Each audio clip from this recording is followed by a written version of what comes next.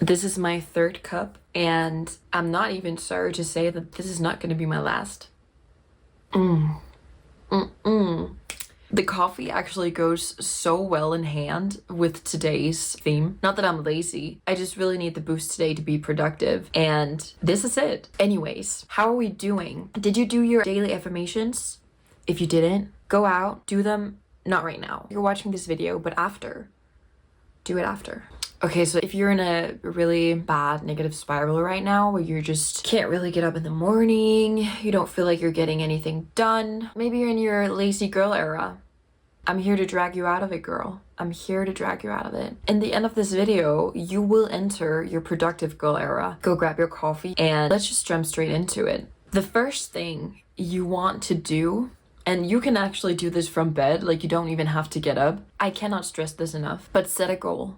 And let it be a goal that you right now think is impossible to achieve. You shouldn't know how to get there. If you do know how to get there, it's not a good goal. A really, really good goal is something you don't know how you're going to achieve. And you're probably sitting there like, why even set it then? But it's what's going to keep you going. And I wanted to talk to you on how you can set a goal, because there are a lot of people out there who don't know how to do it, and there are different ways you can. The first time I set a goal, I was completely blank on what it should be because there were so many things I wanted to achieve. The secret here is to just write down a list of all the things you really want to achieve, and then go through the list and just like pick things out that you want more than the others. You should end up with one left that kind of scares you but also makes you super excited. Coffee break.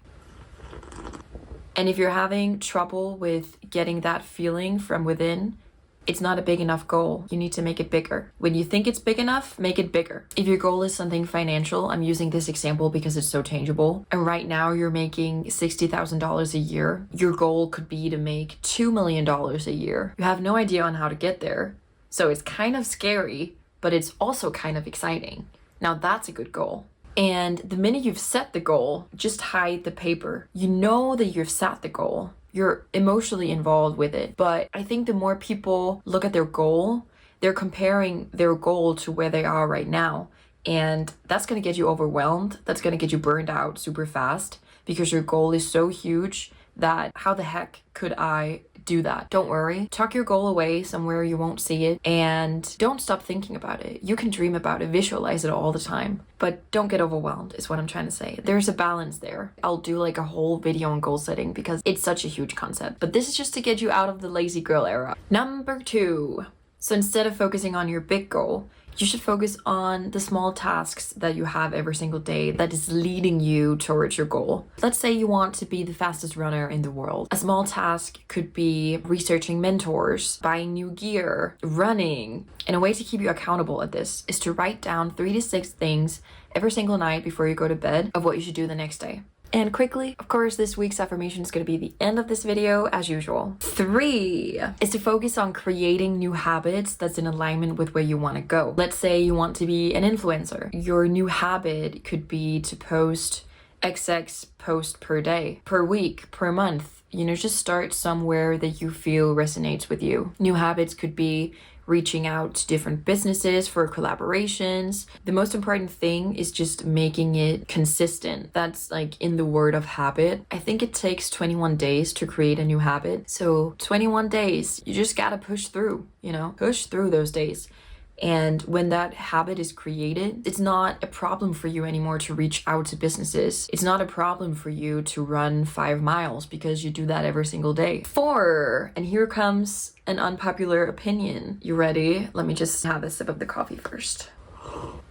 Wake up earlier. Seriously, this does help. And this doesn't mean staying awake until 2 a.m. and then waking up at 5. Absolutely not. Don't destroy yourself. But start getting that consistent sleep schedule. Get those 7 to 8 hours. And then try to start waking up earlier. The thing is that if you wake up, let's just say an hour earlier, and if you set an intention with that hour, you're starting your day off so productive. I know people who wake up and the first they do is study for an hour and then they start their day. I know people who wake up and then they get all the practical stuff done in the house. They clean, they vacuum, empty the dishwasher. Imagine doing that in the first hour, and then you get to start your day. That's productivity.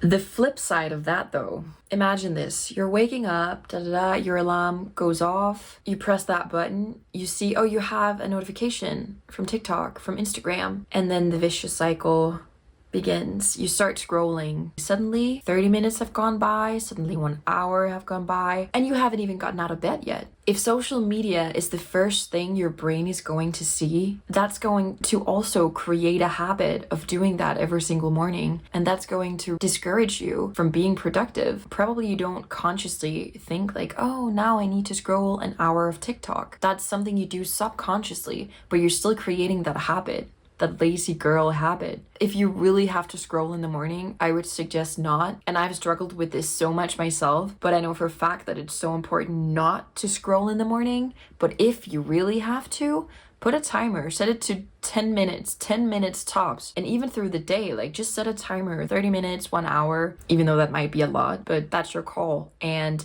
if you normally scroll TikTok 3 hours in a row, an hour is a huge jump. So do whatever's best for you. And then no matter how entertaining what you're watching is, when that timer goes off, you stop. And that's where it really gets tricky. That's where it gets hard. That's where your discipline really have to show. But shut it off. Respectfully. To stop being lazy is really a decision. And yes, it's a big decision. You're gonna have to force yourself to do things you don't normally want to do. And that's gonna be really, really hard. And everything new is a hustle in the beginning. But imagine where you could be in a year if you started today, right? Imagine. Or let me actually ask you another question. Imagine your life in 5 years and nothing has changed. You're living the exact same life as you are right now in 5 years. How does that feel? I think a lot of people here would say not good. This is why it's so important to start taking yourself seriously. Luckily, we're here today to help you get out of your lazy girl era, and I have the affirmation for that now. Write it down. Put it on a post-it note, hang it on your mirror, tell yourself this affirmation every single morning, and let me know how you feel after. The affirmation goes like this. I'm so happy and grateful now that I'm in full alignment with my goal that makes me efficient, and I'm capable of achieving the daily tasks I set for myself every single day. It is so. I'm so grateful for you being here. Thank you so much for watching, and I'll see you next Sunday. Cheers and coffee.